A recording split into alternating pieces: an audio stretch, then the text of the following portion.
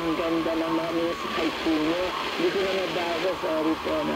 Pero meron, ayan, okay, yung hindi ko po na message ni Sister Eva Alban, brother, Sister White po ni Brother D. Alba. Salamat, Brother Doriot sa kabuhin ko. Blessed day po ito, pananahan ko po, Lord po. Ayan, mahaba, buhay at malusog na pangangatawan at manatili sa inyo. Salamat, salamat po. Ang aking inaanak, ayan, si Brother Ernest Lawrence, and happy birthday, Ninang. God bless you. Salamat. Brother Rene Santos, sinagot na yung tanong ko. Sabi niya, kung bakit itinatap sa inyo ang topic na iyan ay dahil alam ni Lord kung paano ninyo ginagamit ang kayamanan itinamahala sa inyo. O nga po, sabi ko na, dati ang plano ko ang pagmanahin ng aking kayamanan ko ay mga anak ko. Ngayon kasama na po ang SOT. Servants of the Almighty and Loving Trinity Foundation Incorporated. Natuloy na po yung anak ko. 6 na po ngayon. Isa na po maging anak ko. Itong SOT Foundation. Kaya may mana din po ito bago ako malis sa mundo. Sabi ni po ni Sister Dulce Mandala, kaya po natapag sa inyo ang gospel na yan tungkol sa kayamanan dahil kayo din po ang best example para sa topic po na yan dahil sa lima niyo pong buhay ay kayamanan pang mundo ang inyong pinahalagan. Pero ngayon, ibinabahagi dahil ngayon po ang pinahalagan niyo ay ang kayamanan sa langit na iniimpact niyo. Salamat po sa Lord sa pagbabahagi niyo ng gospel. So today, God bless you. Salamat po. Amen and amen. Sabi ko, Edwin de Rosario. Amen po.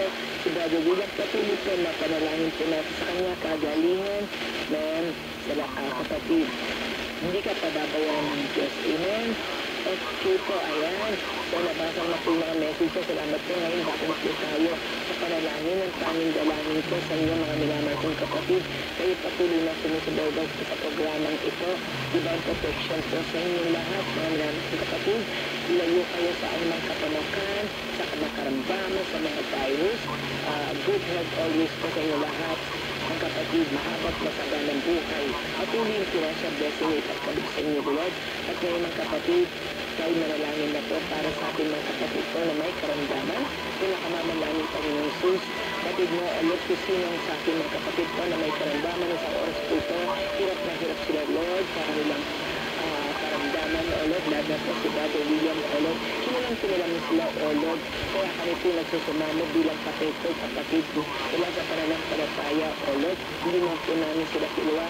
Lord, kung sino po sila. Sabalit sila ilinikani din, O Lord, na kami rin po ilinikani, O Lord, na alam po namin na sila'y dumadanas po sa oras na ito ng hirap po sa buhay dahil sa kanilang karamdaman. Kaya Lord, nagsusumawa po kami, O Lord, na sila'y pagalingin sila, O Lord. Kaya naniniwala po kami na ibig mo, O Lord, na sila po ay gumaling. Kaya patuloy na ikaw, tulog na sa isang awit and heal me kami.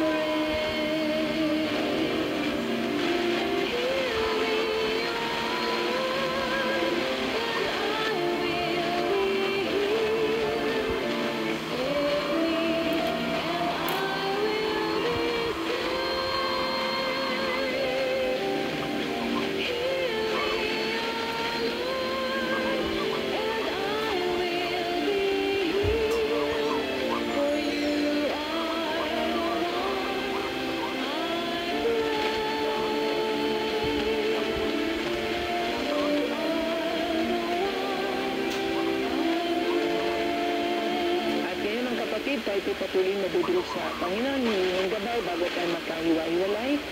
Heavenly Father, Jesus Christ, and Holy Spirit, maraming salamat po, Lord, sa inyong mabuting balita po na aming napakinggan.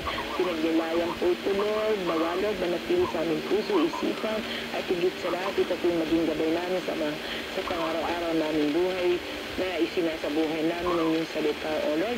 Salamat, Lord, sa aking mga kapatid po na talagang sa loob ng 2 oras, talagang may katsagaan po silang nakinig, O Lord. Salamat, O Lord, at salamat sa kanila, O Lord, na sila po bumati sa aking kaarawan po today, O Lord. Salamat, Lord, at salamat, O Lord, na pinintulutan niyo ang programang ito ngayong araw na ito, Lord.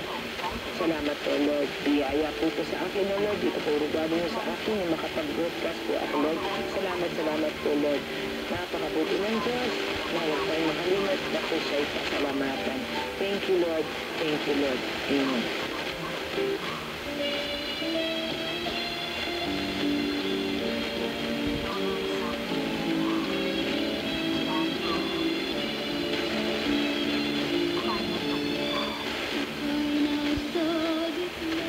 God is so good, mga minamahal kong kapatid.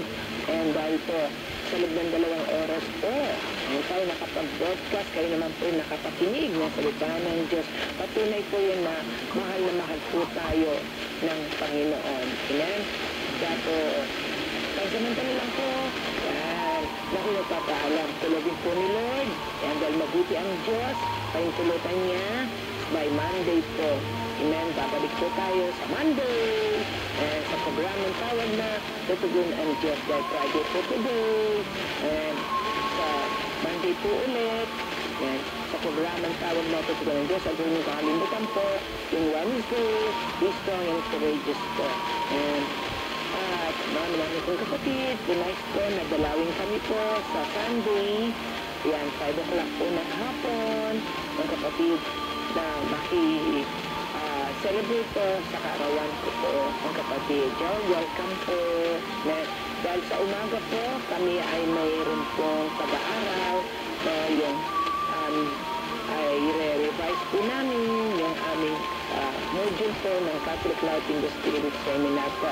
Kaya pagdating po sa gabi, ang celebration po ng birthday po ng iyong kapatid, Sister Liv Capuli Manzano po. Oh, thank you po. My brothers and sisters, this is the good news po na dapat natin malaman. God is perfect, but perfectly with the Lord. Let's taste and see the goodness of our dear Lord. Be happy and glad for a great God is called for you in heaven. So see you in heaven, mga kapatid. Bye-bye po. God bless us po. I love you with the love of the Lord po.